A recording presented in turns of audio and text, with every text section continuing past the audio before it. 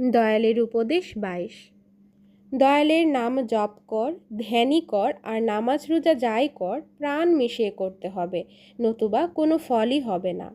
অনেককে দেখি বেশ তার নাম জপ করছে, নিয়মিত 5 বার নামাজ পড়ছে, রোজাও রাখছে অথবা ত্রিসন্ধ্যা নাম করছে, কিন্তু জীবন ভর তা করেও প্রাণে কোনো উদ্দীপনা, তার প্রেমের কোনো অনুভূতিই আসছে না।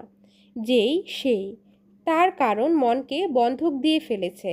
ভালো মানুষই অর্থাৎ ঘুষ লওয়া, পাড়ার অমুকের অবস্থা ভালো, খেতে ভালো ফসল হয়েছে, ছেলেটি ভালো চাকরি করছে, তার জন্য হিংসায় জ্বালা তো কমেনি।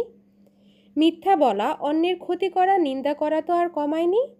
সমস্ত রাত্র নৌকার দাঁড় বেয়ে সকালে দেখা যায় নৌকা যেখানে ছিল সেখানেই আছে, নৌকার গ্যারাফি তোলা হয় নাই।